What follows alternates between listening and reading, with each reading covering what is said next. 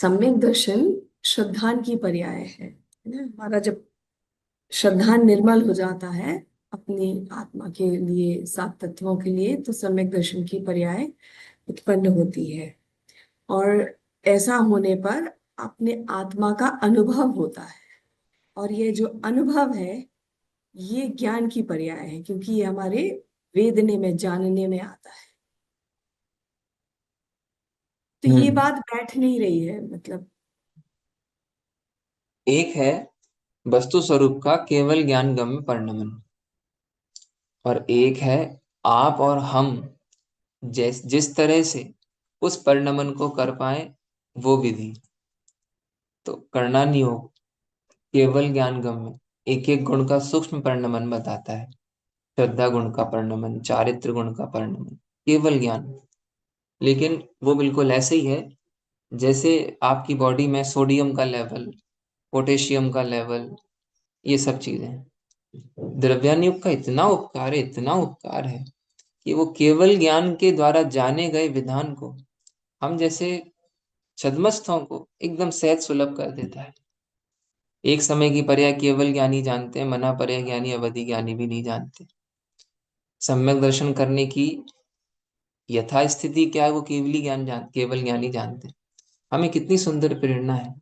आप तो वस्तु का स्वरूप का निर्णय करो, आत्म स्वभाव का निर्णय करो। मैं आत्मा हूं ऐसा विश्वास, इसमें कोई तकलीफ हो तो उसे सॉल्व कर लो, इसमें कोई बाधा हो तो दूर कर लो इसको। आप समय सार जी की गाथाएं पढ़ो, आपको सच में इतना आनंद आएगा। आचार्य कुंद कुंद कोई बहुत बड़ा उपकार करके गए हैं। पंच परमागमों में उन्होंने जो मोक्ष मार्ग समझाया है, ये इस युग की सबसे बड़ी उपलब्धि है। उन्होंने समय सार जी में केवल ज्ञान गम्य वस्तुओं को हाथ पे रखे आंवले जैसा बता दिया। बोले जो आत्मा को जानकर श्रद्धान करता है, आचरण करता है, उसका कल्याण होता ही होता है। आत्मा कैसा है? प्रमत्त और अप्रमत्त पर्यायों से पार है। तो इन सब समस्याओं का समाधान जो आपको बार बार कभी आ जाए कि इस गुण का परिणमन, उस गुण का परिणमन, ज्ञान गुण का परिणमन वेदन है, अनुभव है, स्वसंवेदन है। आप ऐसा समझो जैसे रसगुल्ला खाते हैं तो श्रद्धा, ज्ञान, चारित्र, सुख, वीर सब अभेद परिणमन होता है। ऐसे ही एक आत्मा हूं स्वीकारने पर अनंत गुणों को अलग से परिणमन कराना नहीं पड़ता। अनंत गुण सीधे परिणमन करते हैं। ये कितनी बड़ी क्रांति है। आत्मा अनंत गुणों का अविनाभावी पिंड है, और एक एक गुण का परिणमन विकल्प करके या विचार करके नहीं होता। इसलिए जैसे ही मैं आत्मा हूं ये स्वीकारता है, भले ही ज्ञान के स्तर पर स्वीकार है। तो जब ज्ञान आत्म सन्मुख होता है तो अनंत गुण बिना आत्म सन्मुख हुए रहते ही नहीं है। देखो बहुत प्रैक्टिकल है।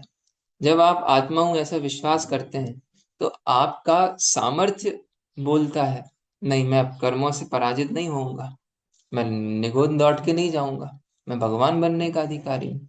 ये पीरे गुण उछल रहा है, आपको निराकुलता हो रही है, सुख गुण उछल रहा है, आपको ऐसा स्वतंत्रता लग रही है, अब मुझे कोई दुख नहीं दे सकता, ये प्रभुत्व शक्ति उछल रही है।